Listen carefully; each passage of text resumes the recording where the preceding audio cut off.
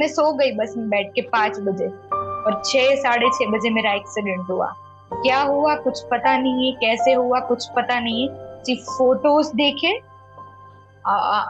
15 days तक तो मुझे कुछ पता नहीं था।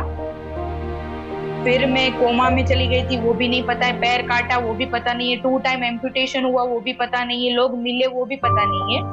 पर फाइनली 1.5 मंथ के बाद धीरे धीरे धीरे कुछ कुछ याद आया।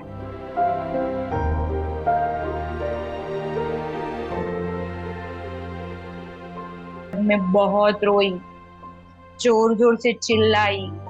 और अनएक्सपेक्टेड था कि एक मस्तीखोर, चुलबुली, बच्चों के साथ बच्चों जैसे रहने वाली, बड़ों के साथ बड़ों जैसे रहने वाली, अचानक से अभी एम्प्यूटी हो गई है।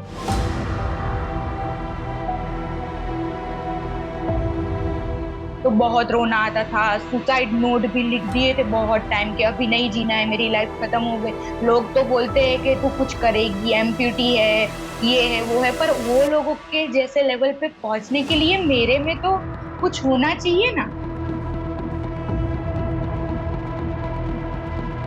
हार तो मैंने मानी थी, पर जीतना मेरा ड्रीम था। मैं 1 दिन नहीं कर पाती, 2 दिन नहीं कर पाती, 3 दिन नहीं कर पाती, पर फाइनली मैं अभी सब कुछ कर पा रही हूँ। हाँ, कोई कोई चीज में आती है डिफिकल्टीज, बट मैं वो सीखने का 100% ट्राई कर रही हूँ कि मैं भी नॉर्मल लाइफ जीऊँ।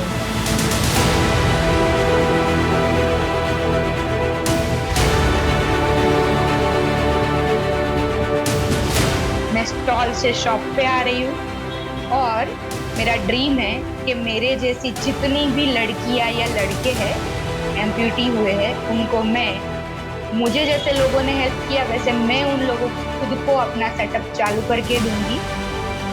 और मैंने जितना फेस किया है मैं उन लोगों को नहीं करने दूंगी। मेरा गोल और मोटिव अच्छा है, इसीलिए सब लोग सपोर्ट कर रहे हैं, और सबके ब्लेसिंग्स चाहिए आपके वीडियो के द्वारा मुझे।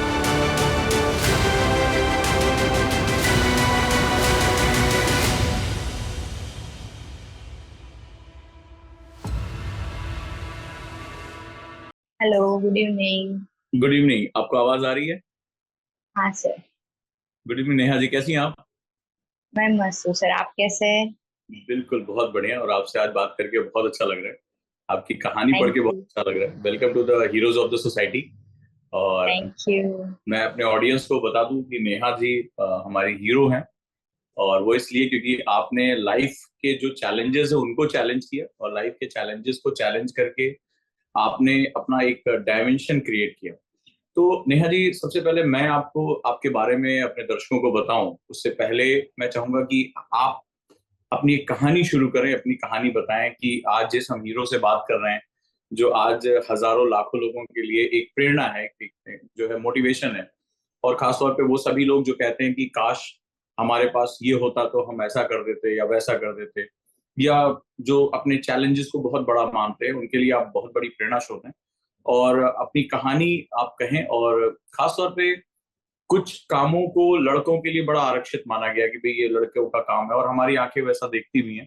लेकिन आपने जिस तरह से उस डायमेंशन में चैलेंज किया है, आपने समाज की सारी चीजों को किनारे रखते हुए अपनी एक डायमेंशन रखी है, अपनी खुद की डिफिनीशन बनाई है, वो बहुत ही सराहनीय है, बहुत ही साहस के योग्य है। तो शुरुआत करते हैं हीरोज ऑफ द सोसाइटी में, और हम ये पूरी ओजांग फैमिली आपका स्वागत करती है। तो नेहा जी, जी। सबसे पहले अपने कुछ अपने बारे में बताएं हमारे दर्शकों को कि आपके बेसिक लाइफ क्या रही, फिर वो सडन चेंजेस क्या हुए, और फिर वो चैलेंजेस क्या थे। हाँ, मेरी लाइफ के बारे में अभी मुझे खुद सब कुछ इंटरेस्टिंग लग रहा है, क्योंकि जो सडन चेंजेस हुए, लोगों का सपोर्ट, प्यार, मोटिवेशन, इंस्पिरेशन तो डेली लाइफ में हो गया है, पर पहले की नेहा थी। अब मैं एक मिडिल क्लास फैमिली से थी। आ, पापा मजदूरी करते थे, मुझे सिर्फ 12th तक पढ़ाया पापा ने। उसके बाद 1 साल का मोंटेसरी का कोर्स करवाया, ताकि मैं जल्दी जॉब पे लग सकूं और फैमिली के लिए कुछ कर सकूं। तो एक 12th के बाद 1 साल का मैंने मोंटेसरी प्री पीटीसी का कोर्स किया, गुजराती मीडियम में। गवर्नमेंट स्कूल में पढ़ी हूँ, वो भी गुजराती मीडियम में। और फिर धीरे धीरे इंग्लिश सीखना एक पैशन बनने लगा था कि मुझे सीखना ही है, कुछ करना है। मैं क्यों गुजराती मीडियम में जॉब करूं, मुझे इंग्लिश मीडियम में, क्योंकि हमारे गांव का लेवल ऐसा था कि गुजराती में सिर्फ 1000 रुपीज सैलरी मिलती थी और अच्छा। इंग्लिश मीडियम में 3000 सैलरी मिलती थी। तो पहला मैंने इंटरव्यू पास किया और मुझे 3000 में जॉब मिल गई। और स्कूल इतना मस्त था। मैं भावनगर डिस्ट्रिक्ट के महुआ, जहाँ पे मुरारी बापू रहते हैं, आशा पारेख, मायाभाई आहिर, ऐसे बहुत बड़े लोग रहते हैं, उस छोटे से गांव से मैं बिलोंग करती हूँ। वहां पे 3000 सैलरी मिलना मतलब बहुत खुशी की बात।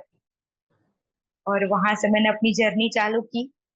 3000 सैलरी मिली। फिर मैंने सोचा कि कंप्यूटर का कुछ नॉलेज नहीं है, और अभी के जनरेशन में कंप्यूटर मतलब बहुत है। फिर मैंने आईटीआई ज्वाइन किया और मैंने महुआ छोड़ के 100 किलोमीटर दूर भावनगर पे शिफ्ट किया।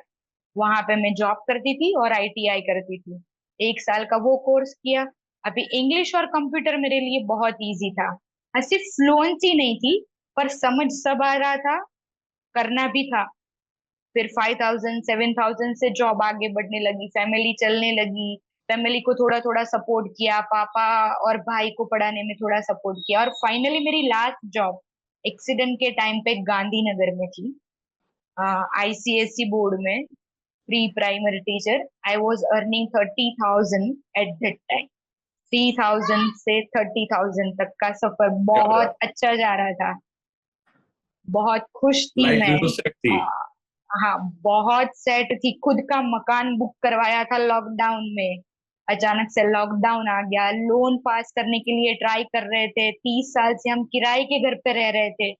जिस घर की छत टूटी हुई थी, बारिश में पानी गिरता था तो हम पे पानी टपकता था।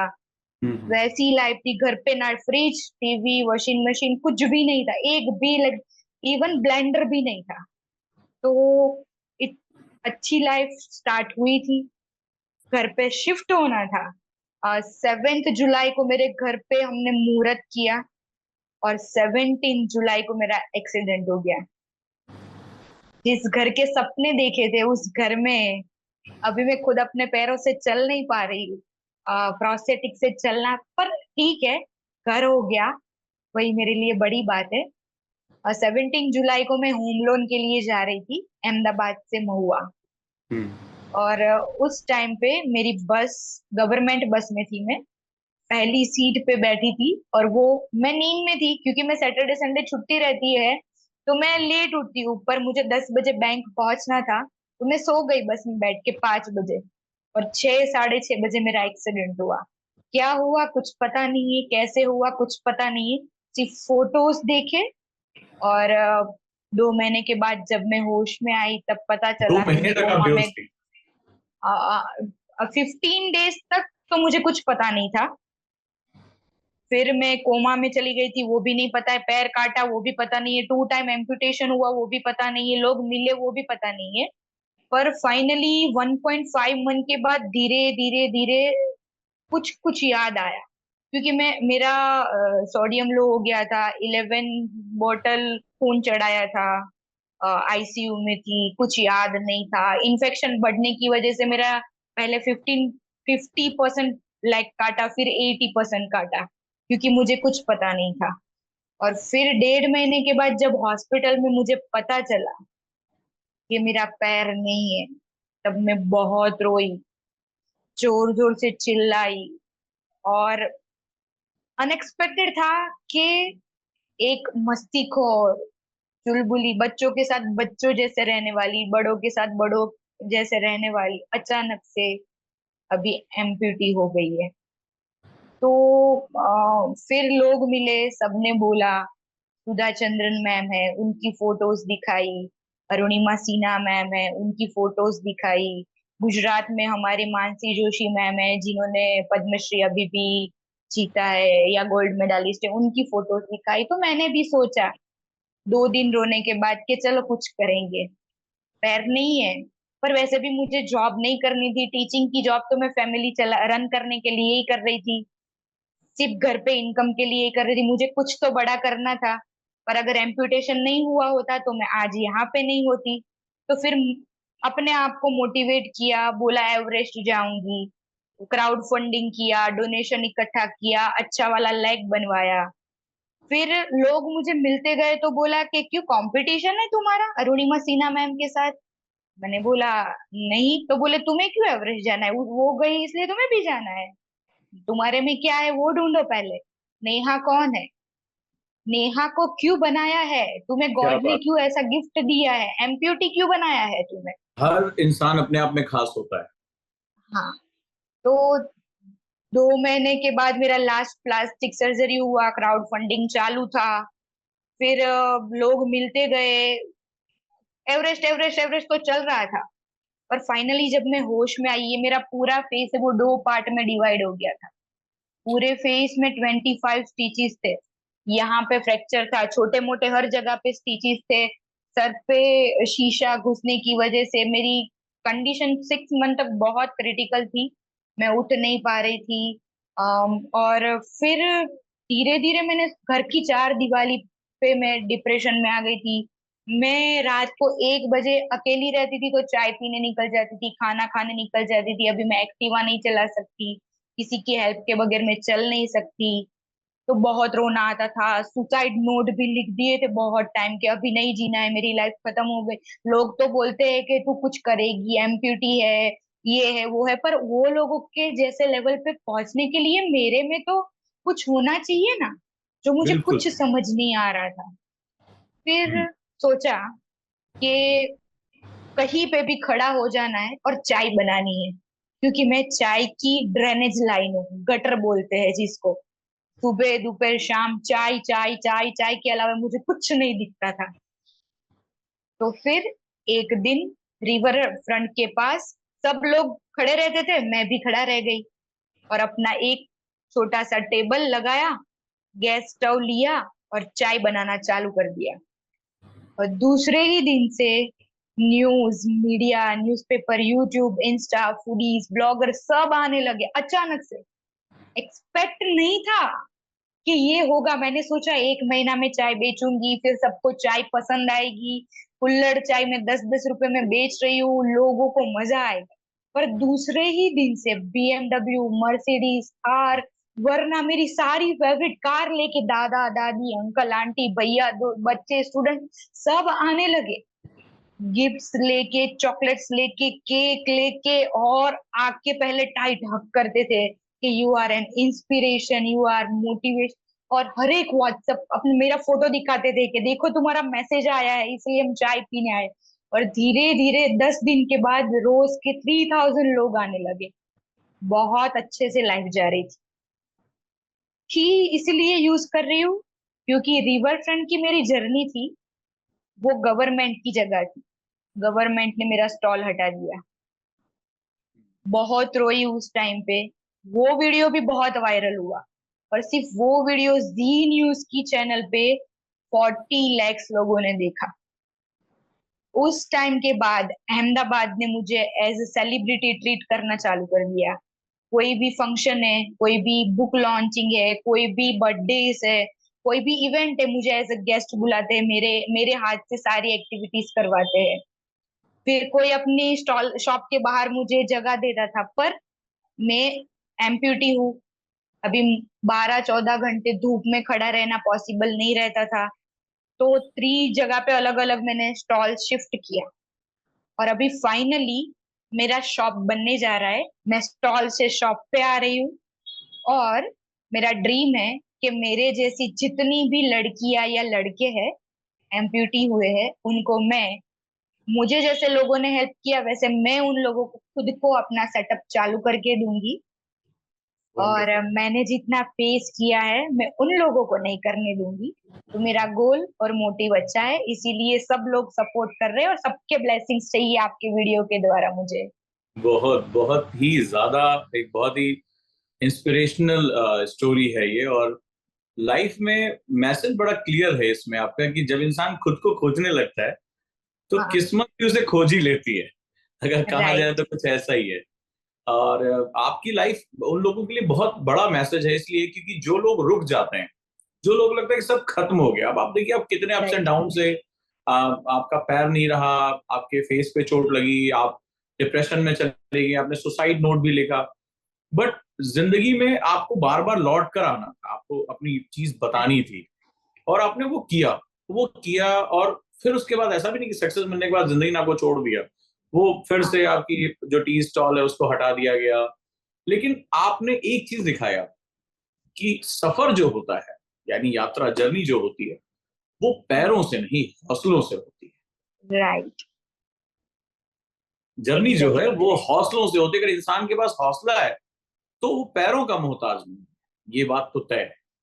और राइट। आपके लिए बार बार जो मुश्किलें आई और आपने उन मुश्किलों से जो लड़ाई लड़ी है वो बहुत ही जबरदस्त है। और अब सबसे बड़ी बात है कि आपका विजन बहुत क्लियर है कि मुझे, जो आपने एक बड़ी खूबसूरत बात कही कि मुझे उन सभी की मदद करनी है जो जो दर्द मैंने सहा उनको नहीं सहने देंगे। तो जब इतना बड़ा इंसान गोल लिए घूमता है, इतना बड़ा दिल लिए घूमता है, तो फिर वो दुनिया तो उसमें समाई जाएगी, उसमें कोई कहने वाली बात नहीं है। आपकी कहानी से हमें एक मैसेज चाहिए उन लोगों के लिए जो अपनी छोटी छोटी प्रॉब्लम्स को बहुत बड़ा करके कहते हैं। कई बार डिप्रेशन में हूं सर, मुझे डिप्रेशन हो रहा है, मुझे स्ट्रेस है, मुझे एंजाइटी है, छोटी छोटी प्रॉब्लम है, बहुत छोटी छोटी प्रॉब्लम। मैसेज क्या देना चाहेंगे आपने? पहले तो मैं अपनी टी स्टॉल का मीनिंग नहीं बताया आपको मैंने। मैं मेरा पूछने वाला नाम था। है एम्प्यूटी। हम्म। एम्प्यूटी मतलब जिनका हाथ या पैर काटना पड़ा हो, ऐसी व्यक्ति को एम्प्यूटी बोलते हैं। जिसका एग्जैक्टली स्पेलिंग है AMPUTEE। बट हम्म। मैंने अपने पेशेंट को अपनी डिसेबिलिटी के साथ मैच करके एम्प्यूटी कर दिया है, ताकि मैं खुशी खुशी सबको अपने बारे में बता सकूं कि मैं कौन हूँ और क्या हूँ। वंडरफुल। और मैं खुशी से कह सकती हूँ कि आई एम स्पेशली एबल्ड। हार तो मैंने मानी थी, पर जीतना मेरा ड्रीम था। और ऐसा था, कभी कभी मुझे भी जॉब नहीं मिलती थी जब मैं जंप कर रही थी। 3000 से 5000, 5000 से 10,000, 10,000 से 20,000। मैंने भी जर्नी फेस की है, वो टाइम फेस किया है तब। पर अभी पता चला कि करना है तो कुछ भी कर सकते हैं। और मोटिवेशन अपने में ही है। दूसरों की लाइफ से सिर्फ हम एक दिन के लिए सीख सकते हैं, वंडरफुल। अपनी लाइफ से हम रोज सीख सकते हैं। और मैं एक दिन नहीं कर पाती, 2 दिन नहीं कर पाती, 3 दिन नहीं कर पाती, पर फाइनली मैं अभी सब कुछ कर पा रही हूँ। हाँ, कोई कोई चीज में आती है डिफिकल्टीज, बट मैं वो सीखने का 100% ट्राई कर रही हूँ कि मैं भी नॉर्मल लाइफ जीऊंगी। तो किसी को भी डीमोटिवेट नहीं होना चाहिए, खुद में ही वो इंस्पिरेशन ढूंढनी है कि व्हाट वी आर, हमारे में क्या है। वंडरफुल। और मैसेज क्या रहेगा उन सभी के लिए और जो लोग सभी के थक लिए जाते मैसेज। हैं? हाँ, सभी के लिए मैसेज रहेगा कि अ, हर एक लाइफ में हर एक के लिए एक फेज आता ही है जहाँ पे वो डिप्रेस होता ही है। छोटी बात में भी अभी तो हम डिप्रेस हो जाते हैं। डिप्रेशन वर्ड मतलब एक खिलौना हो चुका है, पर एग्जैक्टली डिप्रेशन जैसा कुछ भी नहीं है, क्योंकि जो भी हम करना चाहते हैं वो सब इजी है। वो बहुत गहरी बात कही आप। Yes sir. तो उन्हें क्या करना चाहिए जो बच्चे आजकल फैशन में ये वर्ड यूज करते हैं? जैसे मैंने बताया पहले, मैं 12th पास हूँ गुजराती मीडियम से। फिर भी मैंने आज तक 1500 से 2000 तक इंटरव्यू अपने आप को चेक करने के लिए दिए थे कि मैं कहाँ से फेल हो रही हूँ। पर मैं नहीं हुई क्योंकि मैंने ट्राई अच्छा किया। तो कोई ऐसी चीज नहीं है किसी के भी लिए, अगर आप पास हो फेल हो, मेहनत करो ना करो, पर आप में कुछ ना कुछ तो है कि आप 100% सक्सेस हो सकते हो। सिर्फ आप पॉजिटिव सोचो बस। आपकी सोच वंडरफुल। आपको 100% सक्सेसफुल बना सकती है। नेहा, जानती हैं आप हीरो क्यों है सोसाइटी की? मुझे आपसे नहीं पता बातचीत है करके, सर। वो इसलिए क्योंकि लीडर की एक, हीरो की एक खास बात होती है, लीडर की बड़ी खास बात होती है, वो बहुत होपफुल होता है। वो मुश्किलों को भी ना मुस्कुरा के देखता है, ऐसा लगता है कि यस, कोई आ गया मुझे चैलेंज करने के लिए। यस। अब इसको दिखाना है मुझे मेरा लोहा कितना है। तो आप ना बिल्कुल उसी तरह से, बहुत प्यारी स्माइल है आपकी, और आप बड़ी होपफुल, मतलब आपकी बात में ऐसा लगा कि इट्स सो इजी गोइंग, मतलब चैलेंजेस ही तो हैं यार, ये कोई राक्षस थोड़े ना हमें आ इस जाएगा। इस बात पे मैं बताना चाहूंगी कि आपने जो बोला ना चैलेंजेस मेरी लाइफ में बहुत आए। मैं जैसे अच्छी दिखती थी तो मैं सोशल मीडिया पे नहीं थी, लोग मुझे जानते नहीं थे। मैं एक इंट्रोवर्ट लड़की थी जो ऐसे जैसे एक पौंड में कोई मेंढक है बस वैसे ही। पर एक्सीडेंट होने के बाद क्राउड फंडिंग करने के बाद लोग मुझे मिले, जाने। पर जैसे पॉजिटिविटी है वहां नेगेटिविटी भी है। तो अभी मेरी शॉप 15 दिन से 1 महीने से बंद है। तो लोग ने बोला कि सिर्फ स्टंट है इसका, इसको चाय बाय नहीं करनी है, नाम डुबा रही है। एम्प्यूटी का नाम मैंने बनाया है तो मैं कैसे डुबाऊंगी इसका। तो मैंने भी बहुत सहा है, मैं भी बहुत सुन रही हूँ। पर मुझे पता है कि चाय स्टॉल या चाय शॉप तो मुझे करनी है, लोगों के लिए नहीं, खुद के लिए करना है। दिखावा क्यों करूं मैं? जब बिल्कुल। एम्प्यूटी मैं हुई हूँ, पैर मेरा कटा है, तो मैं लोगों के लिए क्यों कुछ करूं? बहुत आपको बढ़िया। जो बोलना है बोलो। मैं खुद के लिए कर रही हूँ और मेरी कम्युनिटी एम्प्यूटीज के लिए कर रही हूँ। तो ऊपर वाला है साथ में, सिर्फ मुझे दुआओं की जरूरत है। ना मैं किसी से फाइनेंशियल हेल्प ले रही हूँ अभी, प्रोस्थेटिक के लिए लिया। और मैं उन सबको बहुत दिल से थैंक यू बोल रही हूँ कि आज मैं हूँ, वो सारे लोगों की वजह से ही हूँ। पर अभी मैं किसी के पास से ना फाइनेंशियल हेल्प ले रही हूँ, ना फिजिकल हेल्प ले रही हूँ, सिर्फ ब्लेसिंग्स चाहिए। क्योंकि एक किसी का आशीर्वाद मेरी पूरी लाइफ चेंज कर देगा। तो बस सिर्फ मुझे भर भर के ब्लेसिंग्स दो अपने, ताकि मैं सबके लिए एक इंस्पिरेशन बन पाऊं और लोगों को अपने से हो सके उतनी हेल्प कर पाऊं। दोस्तों, आप लोग नेहा से एक बड़ी इंपॉर्टेंट बात सीख सकते हैं कि खुद को पहचानो। दुनिया में जो सबसे बड़ी चीज होती है, खुद को पहचानो। कोई पूछे कैसा बनना है, किसके जैसा बनना है, तो नेहा ने एक बड़ा प्यारा मैसेज दिया, जो लोग भी इसको सुने, खुद के जैसा बनना है। जिस दिन खुद राइट। को तलाश लिया, जिस दिन खुद के हीरो हो गए, जिस दिन खुद से प्यार कर लिया, खुद को पहचान गए, और जिस दिन खुद के लिए बनने के लिए हो गया, तो वो कॉन्फिडेंस जो दिख रहा है नेहा आपके चेहरे पे, जो आपकी बातों में इतनी सधी हुई बातें, और बहुत ही मजेदार ये बातचीत है। मुझे लगता है कि आपको सुनने के बाद हजारों लाखों लोग एक जबरदस्त मोटिवेशन लेंगे आपसे, समझेंगे कि ये चीजें कितनी अच्छी हैं, कितनी मजेदार हैं।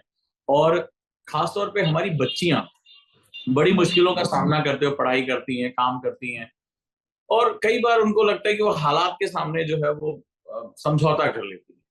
तो जब भी आपको हालात के आगे समझौता करने की बारी आए, तो नेहा की तस्वीर अपने मन में याद कर लेना कि क्या होता है जब इंसान खुद को पहचान लेता है, क्या होता है राइट। जब वो अपने हौसलों से उड़ना शुरू कर देता है, और क्या होता है जब इंसान ये कहता है कि अगर मैं इस दुनिया में हूं तो मेरे होने का एक कारण है। और अगर मेरे होने राइट। का एक कारण है, एक रीजन है, तो मुझे उस रीजन को न सिर्फ पहचानना है, मुझे दुनिया को बताना भी है कि मैं हूं। राइट। तो नेहा का मतलब अगर कहा जाए, तो नेहा मतलब हो गया मैं हूं। अब चाहे मैं जैसे भी हूं, मैं हूं, और तुम मुझे राइट। नजरअंदाज नहीं कर सकते। नहीं कर चाहे तुम सकते। मुझे राइट। प्यार करो, चाहे तुम मुझसे नफरत करो, लेकिन मुझे नजरअंदाज नहीं कर सकते। नहीं, आपका सफर बहुत खूबसूरत होगा, मैं ये जानता हूँ। और अब आने वाले थैंक टाइम में हम आपके बारे में बहुत कुछ पढ़ेंगे, बहुत कुछ सुनेंगे। और मुझे लगता है यू। आने वाले टाइम में वुमेन एंटरप्रेन्योरशिप में एक जो आप एक लीजेंडरी एक मुकाम आप हासिल करोगे, और डेफिनेटली आपकी कहानियों को आने वाले समय में आपके ऊपर बायोग्राफीज लिखी जाएंगी।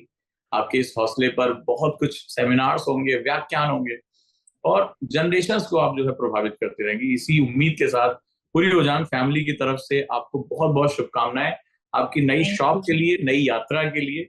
और निश्चित रूप से आपकी सफलताएं ढेर सारे आलोचकों को लेकर आएंगे, लेकिन मुझे लगता है आप तैयार है उसके लिए। आपकी यस। हाँ कोई बात नहीं है, ये सफर है, चलेगा। आप चाय पीजिए। चाहे थैंक आप यू। जो भी कहिए। Thank you so much Neha, बात करके आपसे बहुत मजा आया। और हीरोज ऑफ आपसे द बात करके भी बहुत अच्छा लगा सर। और जो पॉजिटिविटी मुझे फील हुई है वो एक अलग लेवल की है। मुझे खुद लग रहा है कि मैं किसी सुपर हीरो से बात कर रही हूँ।